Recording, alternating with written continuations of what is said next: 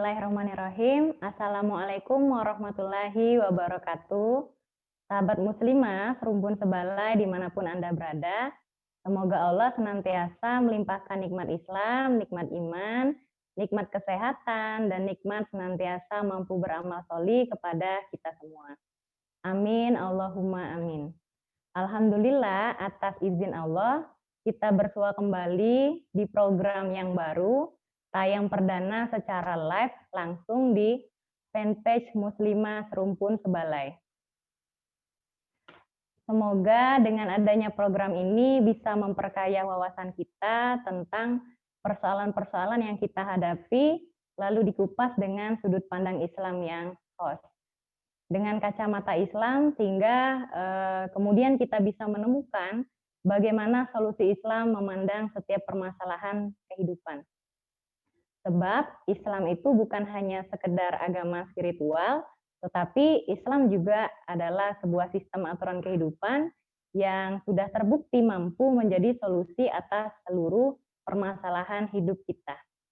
Baiklah sahabat muslimah yang dirahmati Allah, pada malam hari ini insya Allah kita akan berbincang-bincang, kita mengangkat sebuah tema yang cukup menarik, sebuah tema yang sangat dekat sekali dengan kehidupan kita, yaitu menggapai pernikahan penuh barokah. Dan semoga perbincangan kita pada malam hari ini bisa menjadi inspirasi bagi kita, sehingga kita bisa melangkah lebih baik lagi. Juga kita bisa mempersiapkan dan menata ulang apa-apa yang penting dalam menggapai pernikahan penuh barokah tadi. Baiklah, saya sudah mengundang bersama saya, sudah ada narasumber istimewa, narasumber yang terpercaya pada kesempatan kali ini, yang insya Allah akan berbagi ilmu kepada kita semua tentang tema bahasan kita pada malam hari ini yang cukup menarik. Beliau adalah Ustazah Novita Ertiana. Assalamualaikum Ustazah. Waalaikumsalam warahmatullahi wabarakatuh. Apa kabarnya Ustazah? Alhamdulillah sehat, baik Mbak Citra. Mbak Citra gimana kabarnya? Alhamdulillah baik juga. Nah Ustazah, insya Allah 1 jam ke depan kita akan berbincang-bincang nih Ustazah tentang tema bahasan kita pada malam hari ini, yaitu menggapai pernikahan penuh barokah. Insya Allah siap ya Ustazah untuk berbagi ilmu kepada kita semua? Insya Allah siap. Oke. Ya, untuk berbagi ilmu kepada sahabat muslimah, termasuk kepada saya pribadi ya, berhubung memang topik bahasan kita hari ini cukup menarik, dan saya rasa banyak sahabat muslimah yang masih jomblo itu nggak sabar nih Ustazah menunggu penjelasan dari Ustazah. Apalagi kan untuk apa ya, kan bisa menjadi bekal ya untuk kita agar kita itu tahu bagaimana cara mempersiapkan pernikahan yang barokah itu, dan mungkin bagi yang sudah berkeluarga, sudah berumah tangga, mungkin pertanyaannya itu adalah bagaimana cara mempertahankan kehidupan rumah tangga yang harmonis dan penuh berkah ini. Nah, sebelum kita mulai, saya ingin menyampaikan kepada sahabat muslimah bahwasanya akan dibuka kesempatan bagi sahabat muslimah yang ingin bergabung, bagi sahabat muslimah yang ingin meramaikan, itu silakan sahabat muslimah mengirimkan pertanyaan atau komentar di kolom komentar ya di bawah ini. Nanti saya akan bacakan pertanyaan dari sahabat dan akan dijawab langsung insya Allah oleh Ustazah nanti. Nah, baik sahabat muslimah, berbicara tentang pernikahan itu kan adalah impian dan harapan bagi setiap orang agar kebahagiaan berumah tangga bisa dirasakan langsung di dunia dan bisa menjadi ibadah nih, bisa menjadi ibadah sepanjang masa untuk meraih ridhonya. Juga bisa menjadi wasilah nih bagi kita untuk menuju jannahnya. Namun menurut sebagian orang, jalan menuju pernikahan yang barokah itu tidak mudah nih Ustazah. Nah, tidak mulus seperti jalan tol nih. Nah, pasti ya akan penuh lika-liku lah, akan penuh pengorbanan di situ, juga ada pengorbanan di situ. Nah, menurut Ustazah, menurut pandangan Ustazah bagaimana sih, cara, kita itu membentuk atau mempersiapkan pernikahan yang barokah itu? Mohon penjelasannya Ustazah.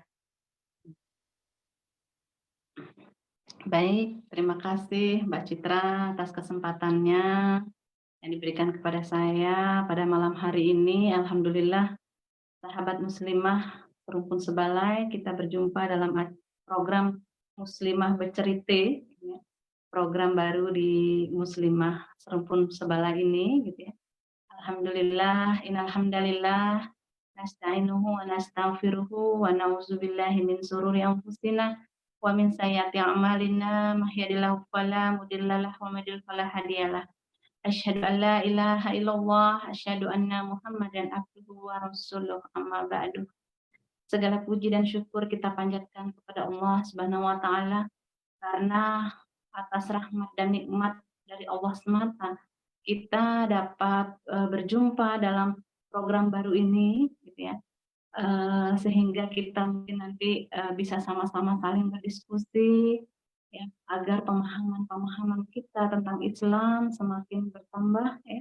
Dan itu adalah nikmat dari Allah yang sangat luar biasa yang harus kita syukuri. Lalu sholawat serta salam kita sampaikan kepada junjungan kita Nabi besar Nabi Muhammad SAW beserta keluarga, para sahabat, ya.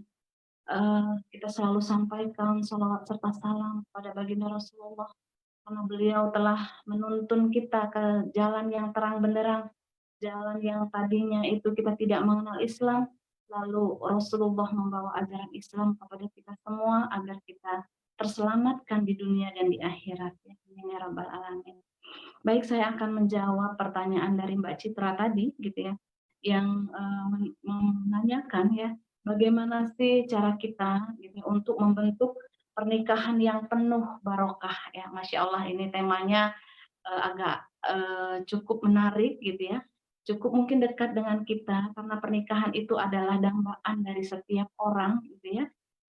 Karena setiap orang itu diberikan, diciptakan oleh Allah memiliki sebuah naluri yang disebut dengan naluri nau, ya, di mana naluri itu dia punya keinginan untuk mempertahankan jenisnya, gitu ya, menyalurkan rasa kasih sayangnya, gitu ya. Nah, sehingga untuk mencapai sebuah pernikahan yang penuh barokah, maka kita harus sama-sama memiliki definisi yang sama dulu, gitu ya, terkait dengan pernikahan penuh barokah itu apa sih, gitu. Nah, pernikahan penuh barokah itu, ya, tentu saja kita sesuaikan, ya, dengan tujuan apa-apa yang sudah digariskan oleh Allah dalam tuntunannya, ya. Maka pernikahan yang penuh barokah adalah pernikahan yang tercapailah tujuan pernikahan, ya, atas tuntunan dari Allah Subhanahu wa taala.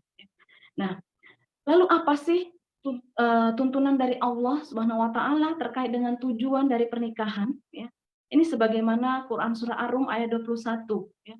Allah telah menggambarkan kepada kita semua, ya, yang saya bacakan artinya Quran surah Ar-Rum ayat 21 itu, di antara tanda-tanda kekuasaan Allah adalah Dia menciptakan untukmu dari jenis-jenismu sendiri, supaya kamu cenderung dan merasa tentram kepadanya, dan dijadikannya rasa kasih sayang. Sesungguhnya pada yang demikian itu adalah tanda bagi orang-orang atau kaum yang berpikir. Masya Allah, gitu ya.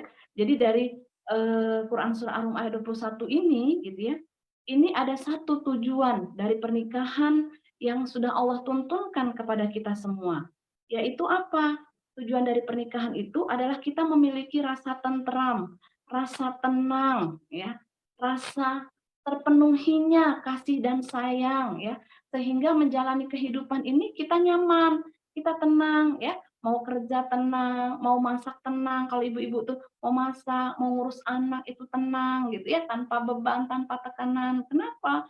Karena tujuan pernikahan sebagaimana yang sudah Allah tuntunkan itu terrealisasi, gitu ya. Nah, inilah memang betul gitu, rasa tenang itu, rasa tentram itu akan bisa kita rasakan. Nah, begitu juga gitu ya, pernikahan ini adalah perintah dari Allah, ya.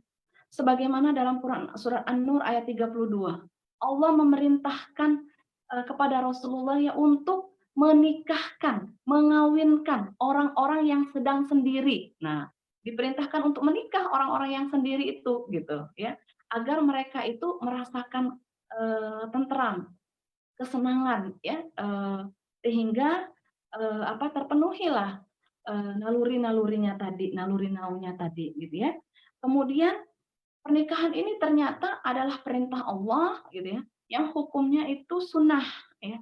Sehingga barang siapa yang melakukannya dia akan mendapatkan pahala yang besar dari sisi Allah gitu ya.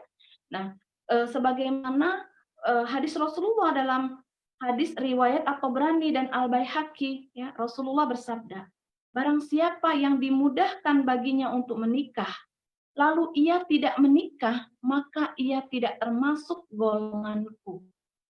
Masya Allah gitu ya, mengerikan sekali nih. Jadi kalau sudah ada kesempatan menikah, tapi tidak mau menikah, maka Rasulullah katakan dia tidak termasuk golonganku ya.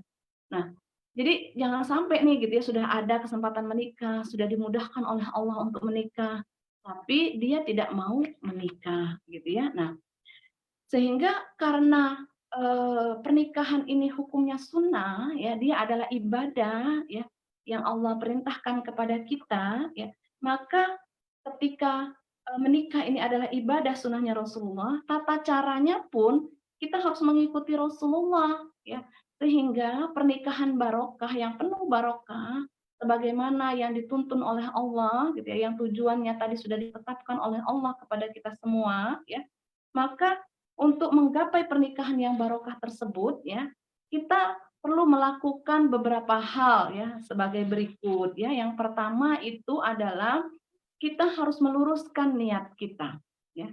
Jadi menikah itu harus dimulai dengan niat ya, karena ibadah.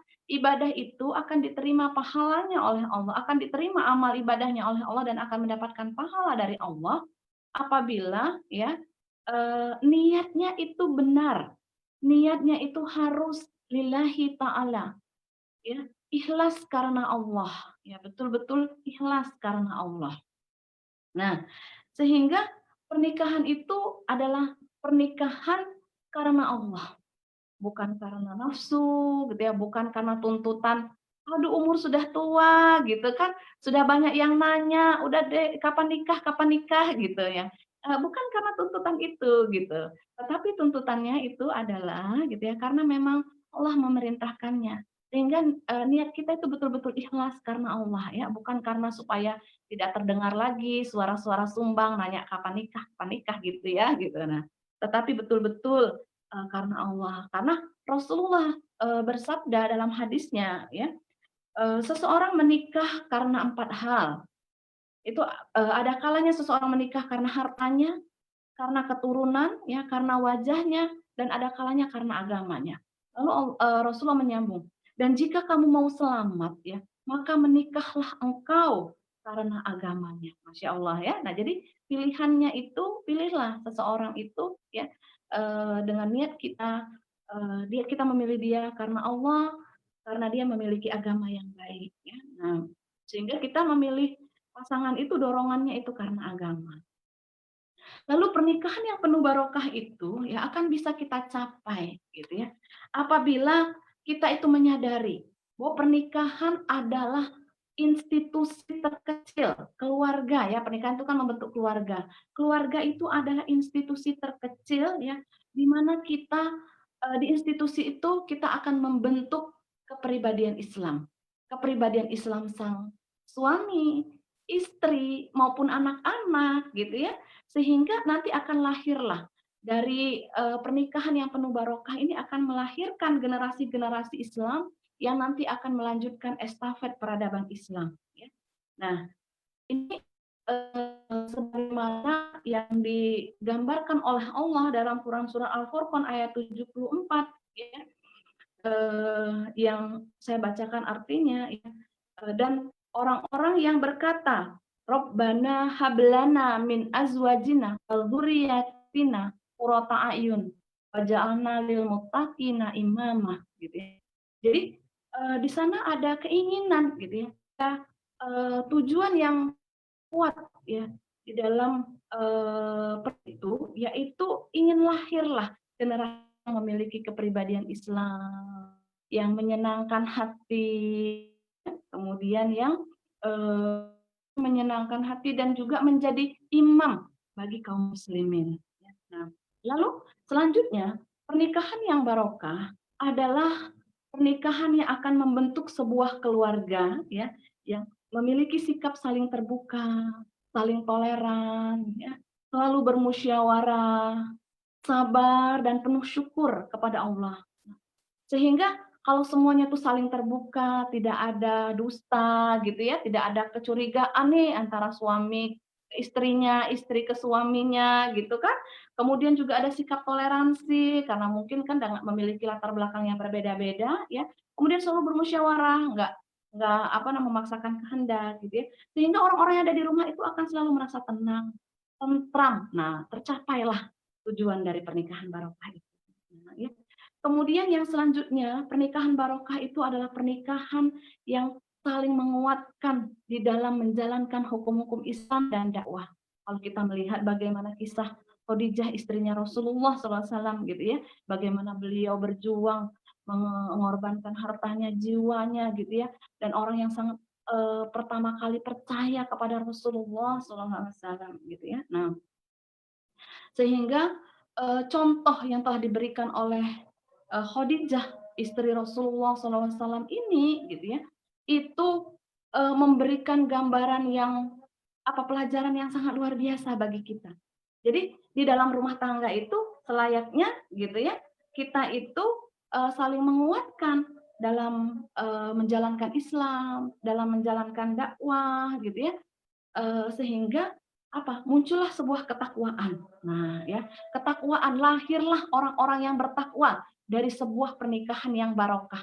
Nah ya,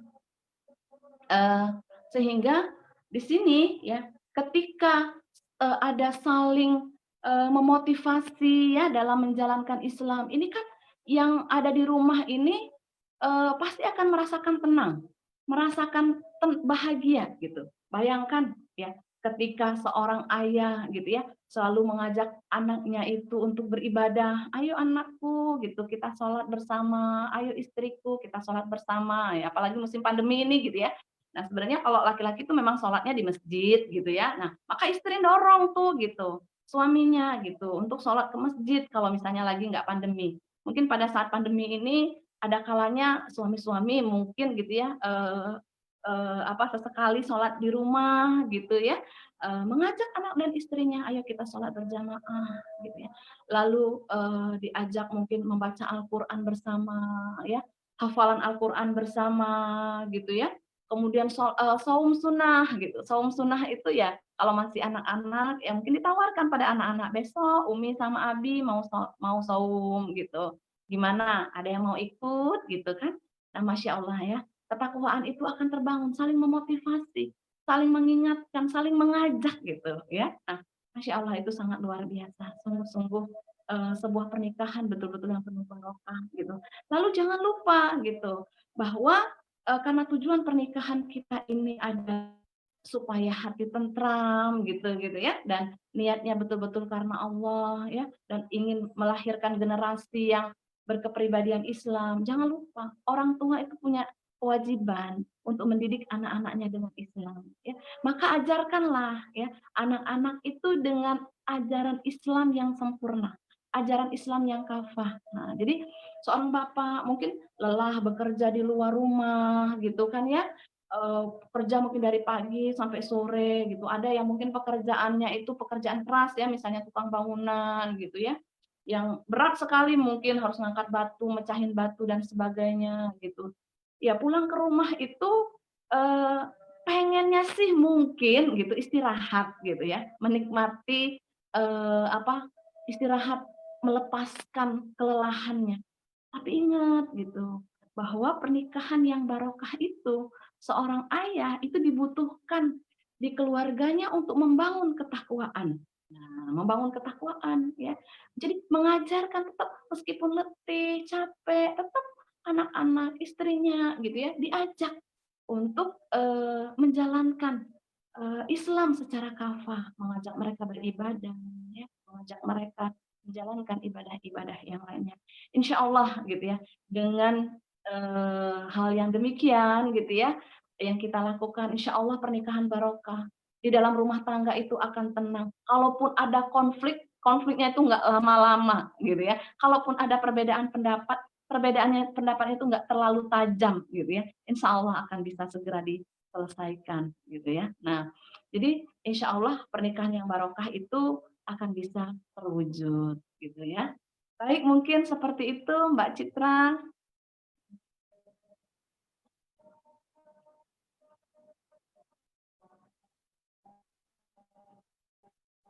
Ya, demikian mungkin tadi itu akan bisa kita uraikan. Oh, oh, masih azan di sana ya. Ya, Ya, jadi dengerin azan dulu ya, Ustazah ya, sebentar. baik, sambil menunggu azan di tempat Mbak Citra, kalau di sini jauh soalnya nggak terlalu terdengar ya. Jadi untuk membangun pernikahan barokah itu memang butuh perjuangan yang sangat luar biasa gitu ya. Pengorbanan ya, pengorbanan perasaan, pengorbanan tenaga, pikiran terutama ya. Jadi mungkin saya kutip lagi di dalam Quran surat apa namanya, Ar-Rum ayat 21 tadi kan di ujungnya saya lupa sedikit menjelaskan bahwa ini adalah tanda-tanda bagi orang-orang yang mau berpikir. Nah, sehingga memang orang-orang yang mau berpikir saja sebenarnya yang diberikan kesempatan oleh Allah untuk bisa mendapatkan ya. Jadi artinya kalau kata orang Bangka, kalau kita pengen dapat pernikahan yang barokah, itu kita harus mikir gitu. Jadi jangan orang yang ndak kawan nyusah gitu. Jadi tetapi kita menjadi orang-orang yang mau berpikir ya. Insya Allah pernikahan akan kita raih. Ya, amin, Ustazah. Ya, tadi saya sudah mendengar ya Ustazah ya, ada begitu banyak sekali dalil tentang pernikahan di dalam Islam. Bahwasanya ya betul Islam itu mengatur begitu rinci ya Ustazah ya, panduan agar pernikahan itu menjadi penuh kebarokahan, yaitu ya harus sesuai dengan rambu-rambu agama. Nah, lalu jika dikaitkan dengan fakta-fakta kehidupan pernikahan, dengan fakta kehidupan berumah tangga sekarang Ustazah, menurut pandangan Ustazah, banyakkah halangan-halangan untuk menuju pernikahan yang barokah itu Ustazah? Baik, betul. Tantangannya hari ini berat sekali ya untuk membentuk pernikahan yang penuh barokah ya seperti yang saya gambarkan tadi itu ya memang penuh perjuangan, pengorbanan ya apalagi di negeri kita hari ini gitu ya kita banyak sekali temui kasus-kasus perceraian ya. Nah itu berarti kan kalau banyak perceraian berarti kan banyak tantangan nih gitu. Kalau seandainya nggak banyak perceraian kan berarti tantangannya sedikit sehingga mulus-mulus aja gitu ya apa namanya, upaya kaum muslimin di dalam menjalankan kehidupan berumah tangganya sehingga tercapailah pernikahan yang barokah. Nah, itu ada beberapa hal gitu ya, tantangan yang mungkin sedang dihadapi oleh kaum muslimin hari ini. Yang pertama tantangan ekonomi. Ya, nah ini karena ekonomi itu adalah sesuatu yang cukup penting di dalam membangun rumah tangga gitu ya. Sementara ekonomi kapitalis hari ini gitu ya, itu melahirkan ekonomi yang hanya berpihak kepada pengusaha atau pemilik-pemilik modal yang besar. Nah, sehingga yang punya akses untuk mengembangkan bisnisnya, jika mendapatkan harta yang lebih banyak, itu memang para kapital dan pengusaha-pengusaha yang kaya-kaya raya itu. Sementara masyarakat biasa, kaum muslimin yang mendapatkan bagian yang kecil, sehingga ini cukup membuat kondisi rapuhnya ketahanan negara, gitu ya. Nah, kemudian yang kedua, tantangan yang sedang dihadapi oleh muslim untuk menjadi penuh barokah ini sistem pergaulan ya yang hari ini lahir dari akidah yang sekuler atau dipisahkan dari kehidupan agama kehidupan sekuler itunya gitu ya. Nah, itu ternyata melahirkan gaya hidup yang bebas, interaksi yang bebas ya sehingga akhirnya apa interaksi laki-laki dengan perempuan itu begitu bebas, apa yang terjadi? Perselingkuhan, perzinahan, banyak terjadi gitu ya. Dan itulah menjadi salah satu faktor penyebab perceraian ya, tantangan yang sangat besar yang dihadapi oleh keluarga-keluarga untuk menggapai pernikahan yang penuh barokah. tambah lagi ya kasus KDRT yang begitu tinggi akibat tekanan hidup tadi ya, ekonomi juga gitu ya. Nah, belum lagi para feminis nih, feminis yang selalu mengkampanyekan tuntutan kesetaraan gender. Nah, dan mengatakan bahwa hukum Islam itu diskriminatif atau membeda-bedakan kedudukan perempuan dan laki-laki, sehingga banyak perempuan itu yang mencoba untuk menonjolkan dirinya ya, sehingga dia ingin menuntut setara dengan laki-laki, sehingga dia merasa disaingi sama laki-laki, sehingga akhirnya terjadilah keretakan dalam rumah tangganya. Ini salah satu tantangan para feminis yang terus-menerus mengkampanyekan ide kesetaraan gendernya. Ini ternyata cukup berbahaya, cukup menjadi sebuah tantangan ya.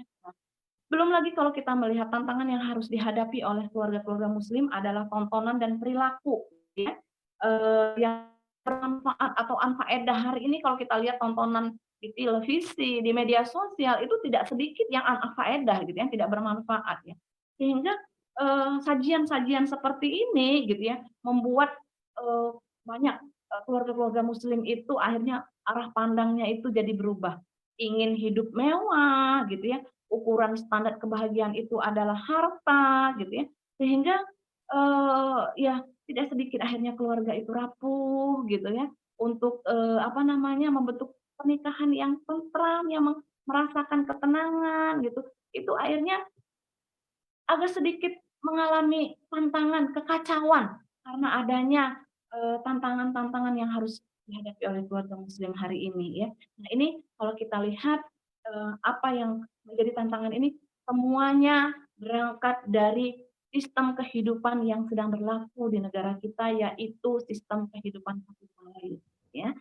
Nah, jadi inilah tantangan terbesar bagi, keluarga muslim hari ini, Mbak Citra. Oke.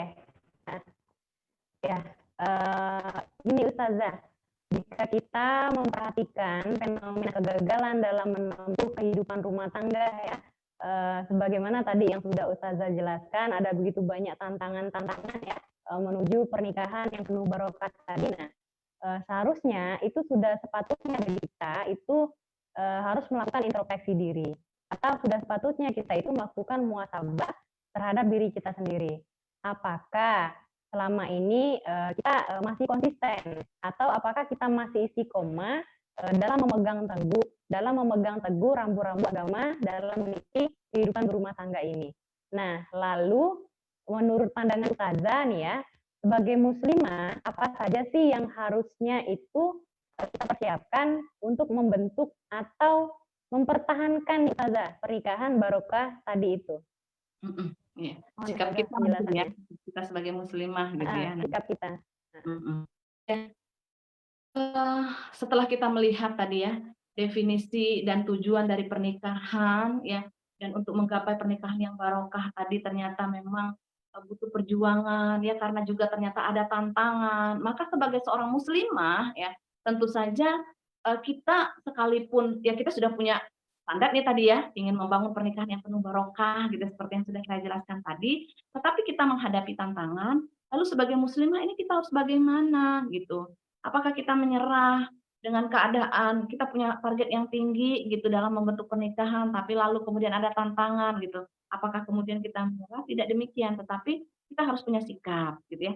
Sebagai seorang muslimah, untuk, agar kita bisa merealisasikan pernikahan yang penuh barokah ya, kita harus menjadi seorang muslimah yang cerdas. Nah, muslimah yang cerdas itu yang seperti apa?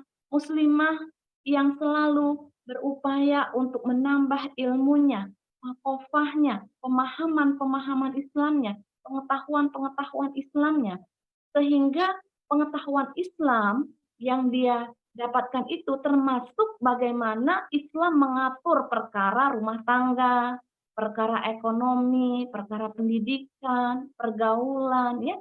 Ketika hukum-hukum Islam itu sudah terus dikaji, dipelajari, gitu ya.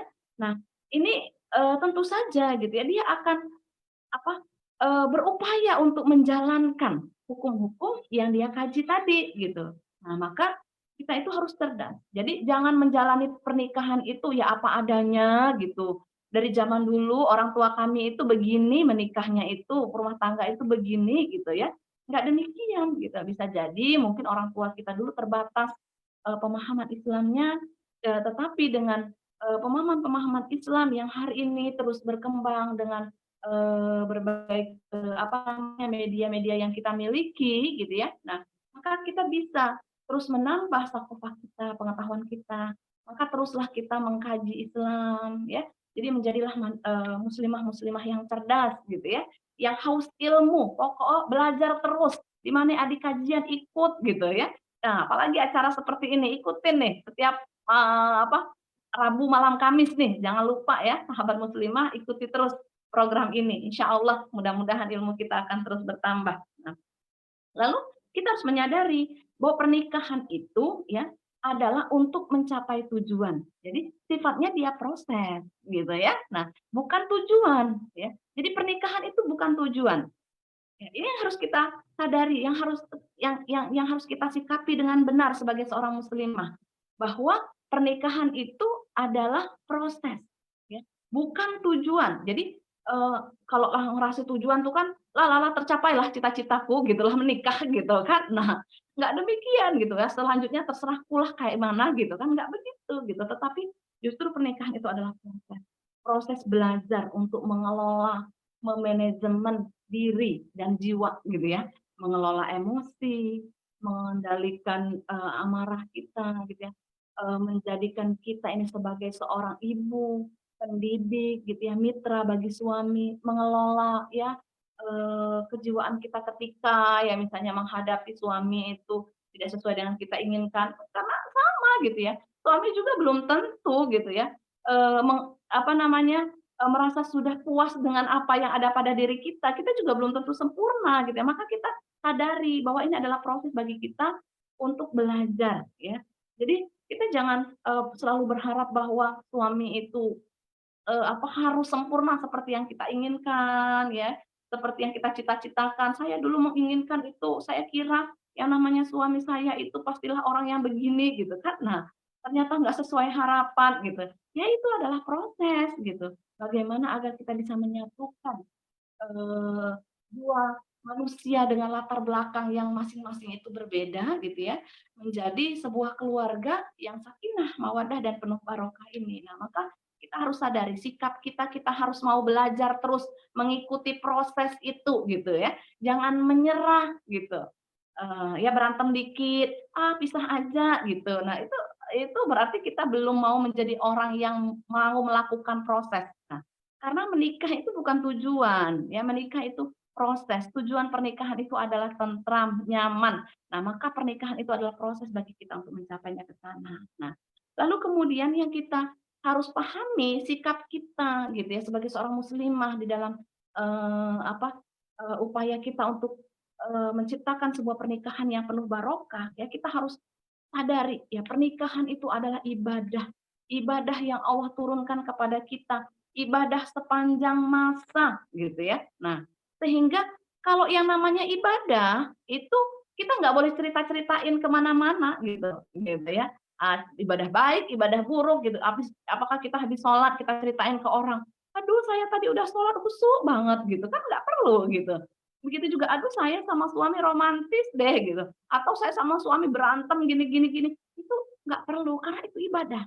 Ibadah itu ya harus kita simpan, kita dan Allah yang tahu. Kalaupun memang ada masalah, kita hanya meminta, menceritakan kepada orang-orang yang kira-kira itu bisa memberikan solusi. Jangan makin menyulut emosi gitu ya. Nah, kemudian, kita harus sadari bahwa dengan pernikahan itu gitu ya, kita sebagai seorang muslimah ya, karena kita menjalani proses dan kita menganggap pernikahan itu adalah ibadah, maka sikap kita adalah apa yang kita pahami gitu, apa yang sudah kita pelajari kita terus dakwahkan Islam itu ke tengah-tengah masyarakat gitu ya, sehingga akan terbentuklah pemahaman-pemahaman Islam yang utuh di tengah-tengah masyarakat. Sehingga pernikahan yang barokah itu nggak hanya dapatnya di kita, di keluarga kita, tapi juga di keluarga-keluarga muslim yang lainnya. Karena peran serta kita di dalam mendakwahkan Islam. Baik Mbak Citra, mungkin itu sikap kita sebagai seorang muslimah. Oke. Oke. Jazakillah khairan Ustazah. Sebelum itu saya mengingatkan kembali kepada sahabat muslimah yang ingin bergabung, yang ingin meramaikan program Muslimah Bercerita pada malam hari ini. dipersilakan untuk mengirimkan pertanyaan ataupun tanggapan di kolom komentar ya. Ini sudah banyak Ustazah yang sudah masuk nih. Nanti insya Allah akan kita bacakan, tapi untuk itu saya ingin bertanya nih Ustazah, ini pertanyaan terakhir ya. Menurut pandangan Ustazah ya, selain secara pribadi ya, selain secara kita pribadi itu mengupayakan kita berikhtiar untuk mewujudkan pernikahan barokah tadi sesuai dengan rule atau rambu-rambu agama tadi, apakah ada pihak luar yang itu bisa jadi penguat kita dalam rangka untuk mewujudkan pernikahan barokah tadi, Ustazah? Iya, baik Mbak Citra. Tentu saja ya, karena untuk membentuk pernikahan yang barokah itu, kita nggak bisa hanya di rumah saja gitu. Kita pasti keluar kan, kita berinteraksi dengan keluarga besar, dengan masyarakat gitu ya, dan mungkin dengan skala yang lebih besar lagi gitu. Maka pernikahan yang barokah itu pasti perlu mendapatkan dukungan gitu ya. Yang pertama dari keluarga besar, sehingga kita punya kewajiban untuk terus mendakwahkan Islam itu ke keluarga besar, agar keluarga besar itu memiliki pemahaman yang sama bahwa standarisasi kita di dalam membangun pernikahan ya itu adalah untuk mencapai ridho Allah. Ukuran bahagia itu adalah apabila kita di dalam keluarga, dalam membentuk keluarga itu adalah yang terbangun ketakwaan gitu ya, bukan sekedar materi ya. Nah, maka ini perlu kita sampaikan ke keluarga besar sehingga tuntutan-tuntutan materi dari keluarga besar yang hari ini kan salah satu tantangan juga gitu ya. Keluarga besar itu biasanya itu eh, apa namanya saling ya menuntut ya materi gitu ya. Nah, itu yang pertama ya, ada pihak lain juga. Jadi, kemudian yang kedua, masyarakat tentunya ya.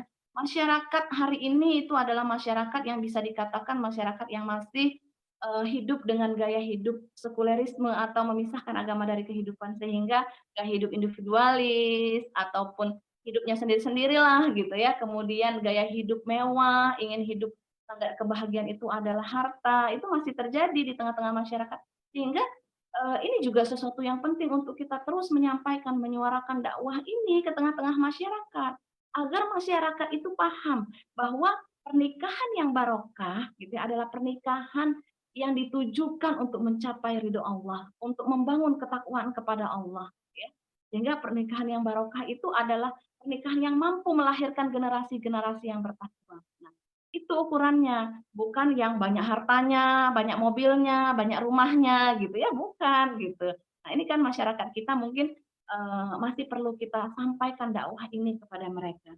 Lalu yang paling penting yang ketiga, pihak yang paling bertanggung jawab bagaimana agar pernikahan itu bisa barokah adalah negara. Ya, kenapa saya katakan negara? Karena negara ini memiliki kekuatan dan kekuasaan ya untuk membuat aturan sehingga aturan itu diterapkan di dalam kehidupan, baik itu kehidupan bernegara maupun kehidupan dalam rumah tangga gitu ya. Nah, bagaimana agar ketika sistem sanksinya itu jelas, yang berzina, yang selingkuh, itu semuanya itu mendapatkan sanksi yang jelas dari negara, ya tentu saja ya tantangan-tantangan atau hambatan-hambatan membentuk keluarga sakinah itu akan mudah dilewati ketika negara itu betul-betul mendukung ya terbentuknya pernikahan yang barokah gitu ya. Belum lagi ketika negara ini memang memberikan layanan sistem ekonomi yang islami sehingga setiap orang, setiap laki-laki itu dengan mudah mengakses ekonomi. Tentu saja kan nggak pusing tuh tekanan hidup itu nggak tinggi gitu ya. Akhirnya bisa apa? Bisa menjalankan kewajiban-kewajiban yang lain itu dengan tenang, dengan damai gitu ya, dengan tentram karena nggak dipusingkan dengan tekanan-tekanan ekonomi, biaya pendidikan yang tinggi, biaya kesehatan yang tinggi gitu ya, apalagi masa pandemi begini gitu ya, banyak yang nganggur dan sebagainya gitu ya. Peran negara itu cukup penting sehingga ketahanan keluarga gitu ya, atau bisa dikatakan pernikahan yang penuh barokah ini bisa diwujudkan dengan mudah dengan dukungan dari negara yang menerapkan sistem pemerintahan Islam. Nah, inilah mungkin yang harus terus kita perjuangkan sahabat muslimah, bagaimana agar negara dengan sistem pemerintahan Islamnya akan segera bisa direalisasikan, bisa terwujud di dalam kehidupan kita. Baik, demikian mungkin Mbak Citra jawabannya. Ya. Oke. Alhamdulillah Ustazah, ini kita sudah masuk ke menit yang ke-39 ya. Dan luar biasa sekali terlihat antusiasme ya dari peserta muslimah. Sudah banyak tanggapan ya. Kalau yang terbaca di sini sudah sampai 216 komentar, alhamdulillah. Artinya sudah banyak yang bergabung. Nah, saya akan membacakan Ustazah. Saya akan membacakan pertanyaan yang masuk nih dari sahabat muslimah. Kita mulai dari yang pertama nih. Nah, pertanyaan dari sahabat muslimah pemilik akun dengan nama Niat Bangka. Nah, pertanyaannya ini seperti ini Ustazah. Miris membaca berita banyaknya kasus perceraian karena ekonomi. Bagaimana tanggapan Ustazah? Sepertinya tadi sudah dijelaskan ya Ustazah ya. Mungkin penjelasan rinci mungkin. Iya betul. Hari ini kalau kita baca berita ya, pernikahan itu banyak sekali yang gagal karena faktor ekonomi gitu ya. Tuntutan ekonomi itu begitu besar ya.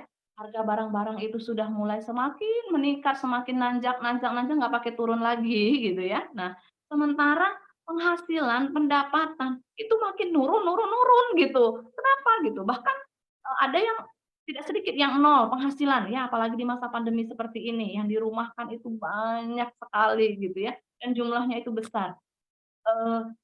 Kemiskinan baru itu munculnya dalam gelombang yang sangat besar. Nah, memang miris sekali ya ketika kita melihat kasus perceraian ini dikarenakan ekonomi ya. Dan ini memang adalah hal yang perlu kita sikapi, kritisi gitu ya. Yang pertama itu memang kita harus sadari ya bahwa setiap keluarga itu pasti akan mendapatkan cobaan ya, apalagi ekonomi.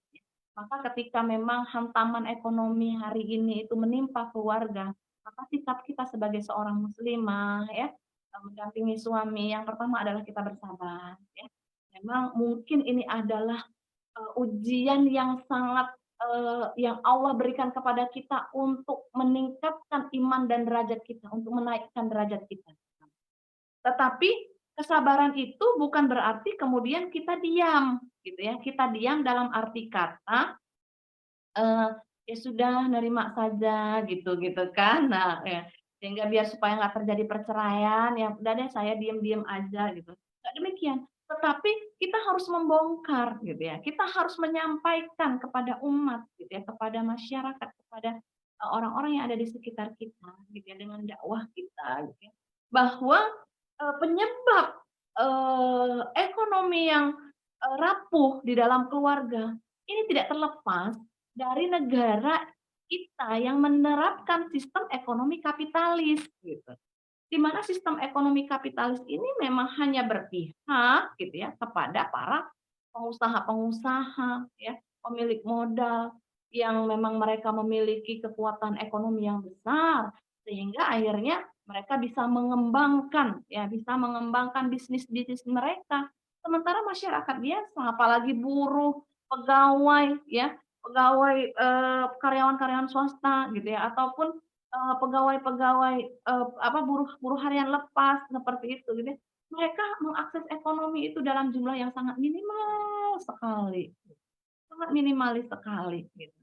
Sehingga ini perlu kita bongkar bahwa sementara negara kita gitu Indonesia itu dikenal sebagai negara yang memiliki kekayaan yang wow luar biasa gitu ya. Nah, kita nggak usah jauh-jauh lah, timah saja itu sebenarnya kalau memang betul-betul sepenuhnya itu untuk kemakmuran rakyat Bangka Belitung, masyarakat Bangka Belitung gitu, ataupun secara nasional Indonesia itu punya sumber daya alam yang sangat luar biasa ketika itu dikelola semuanya betul-betul untuk kepentingan warganya, rakyatnya, itu tidak akan pernah terjadi kemiskinan.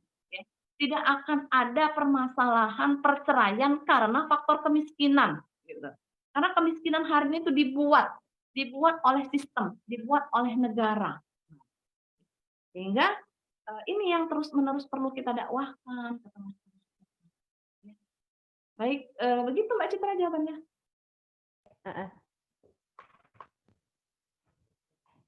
Nah, selanjutnya pertanyaan datang dari saudara sahabat muslimah ya, dengan nama pemilik akun Ashiro. Nah, Assalamualaikum Ustazah. bagaimana ya indikasi seorang muslimah katakan sudah siap menikah dalam Islam? Sebab dalam kehidupan hari ini seringkali indikasi kesiapan menikah perempuan itu dilihat dari usianya saja, yang sudah mencapai usia minimal. Kemudian dewasa secara psikologis, yang indikasi ini pun tidak ada standar jelasnya. Selain itu, indikasi kesiapan menikah dalam kehidupan hari ini juga dilihat dari jenjang pendidikan, bahkan karir perempuan. Mohon penjelasannya, Ustazah. Iya, betul. Betul, tadi siapa pemilik akunnya? Siapapun pemilik Asyiro. akunnya. Ya, Asyiro. betul apa yang pemilik akunnya Asyiro. sahabat tadi gitu ya, bahwa hari ini standar seseorang itu siap menikah itu ukurannya adalah usia gitu ya, kemudian ekonomi. Nah, biasanya tuh ekonomi. Salah satu juga yang dikatakan dia itu siap menikah. Kamu udah kerja, mau nikah, kamu sudah bahagian orang tua kamu secara ekonomi gitu ya. Kamu kok sekarang sudah mau nikah gitu. Nah, jadi kesiapan itu sementara kesiapan menikah dalam pandangan Islam itu tidak demikian gitu ya. Kesiapan eee, seseorang itu dikatakan siap menikah itu ya dalam pandangan Islam apabila dia memang sudah memiliki ilmu, dia sudah memiliki skill, dia sudah memiliki keterampilan, pemahaman, thaqafah Islam ya, yang utuh, ya harus kafah gitu. Dia berusaha untuk memiliki, kemampuan-kemampuan itu tadi, sehingga ketika menjalani kehidupan berumah tangga itu gitu ya, ibaratnya dia benar-benar tidak buta sama sekali. Atau bisa dikatakan dia menikah itu bukan karena semata-mata sudah pingin menikah karena hawa nafsu gitu kan, sudah ada orang yang dicintai nih gitu kan, sudah ada orang yang melamar nih gitu, udah suka gitu, akhirnya ya sudah deh menikah saja gitu. Nah, tetapi, ya, faktor yang menyebabkan seseorang itu dikatakan siap menikah dalam pandangan Islam apabila memang secara pemahaman ya, itu yang paling penting, dia menjadi orang yang mau cerdas, mau belajar gitu ya. Nah, kalau, harus kafah betul gitu kan, harus kafah betul-betulkah gitu. Nah, kalau kafah itu kan ukurannya memang standarnya itu tadi pernikahan itu kan proses gitu, proses untuk belajar, tetapi dia berupaya. Paling tidak dia mengetahui bagaimana sih syarat-syarat menikah gitu, dia tahu harus bagaimana sih peran dia, hak dan kewajiban dia sebagai seorang istri, sebagai seorang suami gitu ya. Nafkah ada di tanggung jawab suami, seorang istri itu punya kewajiban ketika sudah menikah ya harus, ikut suaminya, tunduk kepada suami gitu ya, kemudian melaksanakan perintah suami dan, eee tugas dan tanggung jawabnya itu adalah mengurusi anak dan suaminya gitu ya. Nah, maka dia harus tahu betul dan dia mau belajar untuk itu gitu. Jadi ukurannya bukan semata-mata harta gitu, bukan semata-mata karir gitu kan, bukan semata-mata pekerjaannya gitu, bukan semata-mata usia juga. Karena usia memang bukan jaminan gitu, sekalipun dalam Islam itu, orang yang sudah balik itu boleh menikah ya, tapi bukan berarti boleh ini dikatakan dia sudah siap gitu ya. Apalagi dalam sistem hari ini gitu ya, banyak anak-anak itu yang secara usia ya, secara hormonal dia sudah dikatakan dewasa, tetapi sebenarnya secara mentalitas dia belum memiliki kesiapan ya. Belum memiliki kesiapan, kenapa? Karena banyak yang masak aja belum bisa gitu ya.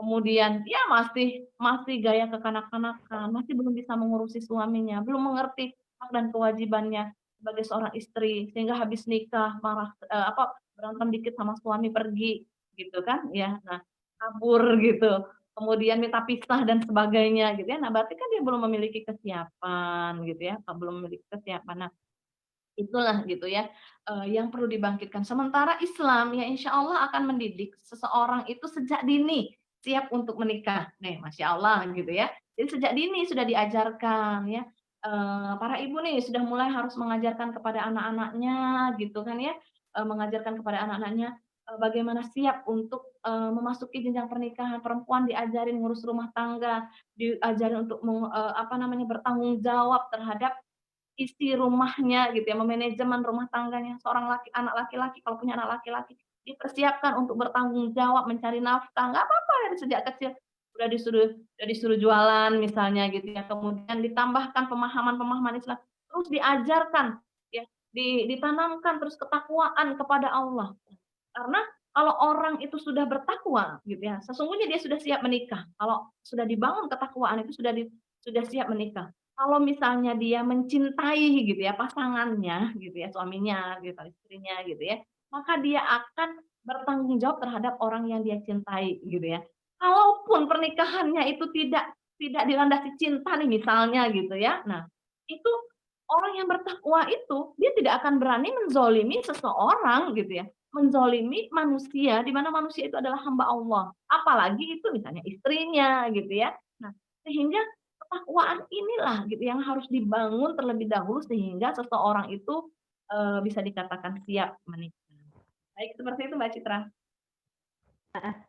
Lalu pertanyaan berikutnya Ustazah datang dari pemilik akun nama Mbak Bay. Nah, Ustazah mau tanya nih, menikah 20 tahun tapi suaminya tidak sholat, apakah salah dan dosa jika istri minta cerai?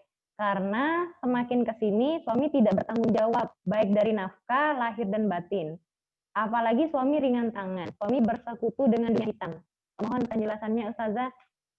Ustazah ingin mengingatkan karena waktu kita kan akhirnya sampai jam 8, jadi mungkin ini pertanyaan terakhir ya. Oh iya. Oke. Masih kurang 9 menit ya. Masih ada waktu ya. Kurang 9 menit.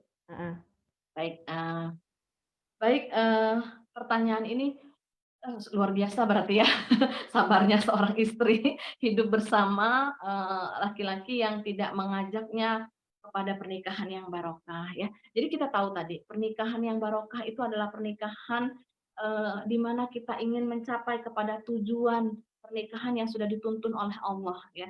Tujuan pernikahan itu kan tadi jelas ya, agar kita itu memiliki rasa tentram, rasa tenang, penuh kasih sayang gitu ya, dan kemudian tercapailah apa yang kita cita-citakan, yaitu bersama-sama masuk surga, gitu. Nah, jadi pernikahan itu harus kita bayangkan adalah sarana bagi kita untuk menjalankan ibadah kita kepada Allah.